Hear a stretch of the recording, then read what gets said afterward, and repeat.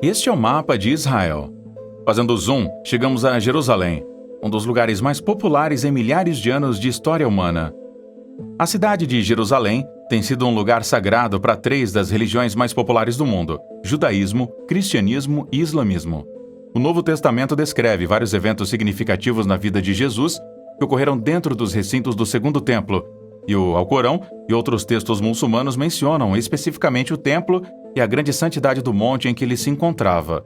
Diz que o profeta Maomé começou a sua viagem noturna para o céu a partir deste local no século VII. Os adeptos dos dois primeiros esperam por uma ocorrência especial em Jerusalém, a reconstrução do templo. Este seria o terceiro templo a ser construído no local. No entanto, enquanto o ímpeto está sendo construído para a atual construção do terceiro templo, não será um passeio fácil, graças a múltiplos problemas que apareceram. De acordo com a Bíblia hebraica, no capítulo 5, versículo 9 de 1 Reis, o rei Salomão construiu o primeiro templo no século X, antes da Era Comum. Entretanto, a santidade do local data de centenas, se não milhares de anos atrás. O terreno onde Salomão construiu o templo foi comprado pelo rei Davi, pai de Salomão, que pretendia construir ele mesmo um grande templo. De acordo com a história bíblica, o Senhor rejeitou a ambição de Davi por causa dos pecados do rei, e o trabalho foi passado para o filho. A terra que Davi escolheu, uma eira, foi associado com Moriá, onde o filho de Abraão, Isaque, foi sacrificado. O monte também é conhecido como Sião, na Bíblia, um nome que eventualmente veio a abranger toda a terra de Israel. Esta é outra tradição compartilhada pelas três principais religiões monoteístas. Além disso, e algumas pequenas referências ao local na Bíblia, não há nenhuma razão óbvia para que Salomão tenha construído o seu templo aqui. O que está claro é que o templo tinha a intenção de ser um lar permanente para a Arca da Aliança, ou Aron Habrit, que segurava as tábuas da Pedra da Lei que Moisés recebeu no Monte Sinai e viajou com os israelitas durante sua viagem pelo deserto. O templo seria o lar de seu Deus, que seria representado na forma de um ídolo entre os povos pagãos.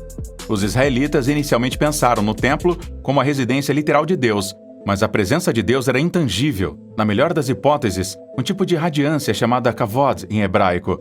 Como as percepções das pessoas sobre Deus mudaram de ser uma divindade local ou nacional, com um endereço que precisava ser apaziguado para ser universal e onipresente, o santuário evoluiu de um lugar onde Deus vivia para um lugar onde as pessoas vinham para oferecer serviço a Deus na forma de sacrifícios. O templo foi destinado a servir como uma instalação única para a monarquia unida, onde sacrifícios a Deus ocorreriam e a presença de Deus foi dita para habitar no Santo dos Santos, uma câmara elaborada no santuário mais interno do templo. O Templo de Salomão foi atacado por várias potências estrangeiras antes de ser completamente destruído pelo exército de Nabucodonosor, o rei babilônico, em 586, antes da Era Comum. O povo de Judá foi forçado a um breve exílio no Iraque moderno. Começando em 538, após a queda da Babilônia, o imperador persa Ciro o Grande permitiu que os judeus voltassem para a terra de Israel. Em 515 antes da Era Comum, um templo reconstruído foi dedicado, um precursor pouco conhecido da grande estrutura conhecida como o Templo de Herodes. A reconstrução cumpriu várias profecias. Esse segundo templo foi uma estrutura expandida e significativamente melhorada, liderada pelo meio judeu, os Edomitas, Herodes, o rei romano da Judéia, que morreu no ano 4 antes da Era Comum. O extravagante edifício permaneceu por menos de um século, tendo sido concluído por volta de 20 antes da Era Comum. A primeira revolta judaica começou em 66 antes da Era Comum, e em 70 a.C., o general romano e mais tarde o imperador Tito saquearam e nivelaram o templo. Após a destruição do segundo templo durante a primeira revolta e a subsequente destruição de Jerusalém, acompanhada de exílio dos seus habitantes, durante a segunda revolta judaica, de 132 a 135, o judaísmo mudou dramaticamente de um culto baseado no templo que dependia de sacrifícios diários a seu Deus. Ele evoluiu para uma fé móvel, centrada na lei e na oração, e seus aderentes rapidamente se espalharam por toda a bacia do Mediterrâneo e além. A sinagoga substituiu o único templo, mas o lembrou por estar sempre fisicamente orientado para Jerusalém. Os sacrifícios de animais foram substituídos pela oração. Os judeus continuam a lamentar a destruição do templo, particularmente em Tisha B'Av, a data tradicionalmente associada com a destruição tanto do primeiro como do segundo templo, assim como outros desastres que atingiram o povo. A questão é: o templo será reconstruído novamente? Apontando para algumas profecias encontradas na Bíblia, muitas pessoas acreditam que um terceiro templo se levantaria em Jerusalém. Aqui estão algumas dessas profecias. A primeira é encontrada em Amós, capítulo 9, versículos 14 e 15, que diz: Eu trarei de volta o meu povo exilado de Israel. Eles reconstruirão as cidades arruinadas e viverão nelas. Eles plantarão vinhedos e beberão seu vinho. Eles farão jardins e comerão seus frutos. Eu plantarei Israel em sua própria terra, para nunca mais ser desenraizado da terra que lhes dei. Muitos céticos ao redor do mundo acreditam que Deus rejeitou o povo de Israel e que Israel renasceu somente pelo homem. Entretanto, a Bíblia ensina que Deus nunca teve a intenção de abandonar seu povo para sempre, de acordo com a interpretação de algumas profecias, como Isaías, capítulo 41, versículo 9, que diz: Tu, Israel, meu servo, Jacó, a quem escolhi, descendente de Abraão, meu amigo, a ti tirei dos confins da terra e te chamei de suas partes mais remotas e te disse: Tu és meu servo, eu te escolhi e não te rejeitei.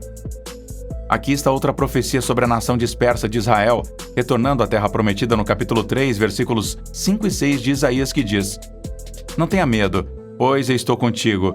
Eu trarei sua descendência do leste e a reunirei do oeste. Eu direi ao norte: desista deles, e para o sul: não os detenha. Tragam meus filhos de longe e minhas filhas dos confins da terra. Mas por que os judeus iriam querer construir outro templo? Nós recorremos ao rabino Moses Maimônides, um filósofo judeu e estudioso da Torá, que escreveu sobre o significado do templo para os judeus.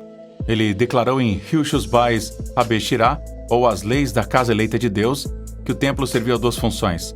A primeira função é revelar a presença divina de Deus, que habitava acima do propiciatório da Arca da Aliança, para a humanidade, conforme declarado no capítulo 25, versículo 22 de 2 Reis, que diz: Eu me encontrarei com você lá, acima da capa entre os dois querubins que estão sobre a Arca do Testemunho, e darei a você todas as minhas ordens para os israelitas. A segunda função é tornar mais fácil os sacrifícios necessários. No entanto, desde a destruição do segundo templo, em 70 d.C., o povo judeu tem sido incapaz de oferecer estes sacrifícios. Na verdade, 202 dos 613 mitzvot, ou mandamentos da Torá, não podem ser cumpridos na ausência de um templo. Sem um templo em Jerusalém, os judeus agora adoram o Deus de Israel em suas sinagogas comunitárias locais e através do estudo da Torá. Ao invés dos sacrifícios de animais, eles agora oferecem tefilá, ou oração, techuvá, ou arrependimento, sedaká, ou caridade. E qual corpo está reconstruindo o templo? Por razões políticas, o país de Israel pode se esquivar da responsabilidade. Na verdade, os judeus são proibidos pela lei israelense de rezar no local, e os visitantes são constantemente confrontados por muçulmanos, como as mulheres de preto, que mantêm uma vigilância constante sobre a presença judaica no local. Além disso, autoridades islâmicas negam oficialmente a existência de um templo no local. Entretanto, há movimentos em grupos que estão se preparando para a construção. Um deles é o Movimento do Templo, que começou a se preparar em 1987. Os líderes judeus do Movimento do Templo acreditam que o povo judeu não está vivendo no nível espiritual que Deus pretendia devido à ausência da Shekinah, ou presença divina no mundo. O Instituto do Templo produziu todos os recipientes rituais necessários para a função do templo e trabalha para treinar sacerdotes para este trabalho futuro. Há uma conexão entre a necessidade de um novo nível de realização espiritual e a reconstrução do templo. A organização acredita que Shekinah é trazido somente através do templo e somente a reconstrução irá resolver os problemas atuais do mundo e do povo judeu. Templo Mount Faithful é outra organização que tem tentado preparar a sociedade israelense para a reconstrução do templo, através de demonstrações no local do templo, a construção de uma pedra angular para o terceiro templo e a produção de vários utensílios relacionados ao templo. Gershon Salomon, o diretor do templo Mount Faithful, disse: A construção do terceiro templo é um ato que deve ser feito para completar a redenção do povo da Bíblia na terra da Bíblia. Eu não posso imaginar um Estado israelense ou a vida israelense neste país sem o Monte do Templo em seu centro. O grupo do Sinédrio empreendeu do plantio da floresta do templo bíblico, que servirá às necessidades agrícolas do terceiro templo. Muitos dos sacrifícios feitos no templo anterior consistiram de plantas, não apenas animais. O rabino Hirschman, também é membro do Sinédrio, esteve encarregado de um projeto para trazer a novilha vermelha sagrada de volta a Israel. De acordo com Números capítulo 19, as cinzas da novilha vermelha misturadas com água são necessárias para purificar os judeus, a fim de que eles possam servir no templo. Apenas 9 novilhas vermelhas foram usadas na preparação das águas usadas para purificar os judeus entre o primeiro e o segundo templos. um período de aproximadamente 1000 anos. A 12ª tradição judaica será usada pelo Messias. Richman e outros rabinos do Instituto do Templo estão fornecendo supervisão e orientação halásquica em colaboração com um pecuarista israelense que é um especialista em ciência de criação de animais. Ele tem usado técnica de implantar embriões congelados do gado Rag Angus, que se originou na América do Norte no gado doméstico israelense. Uma novilha vermelha não pode ser transportada para Israel para a cerimônia de Red Heifer, porque o animal nasceu em Israel. A grande questão, entretanto, apesar da preparação avançada, é onde será construído o terceiro templo. O Monte do Templo seria a primeira escolha de muitas pessoas.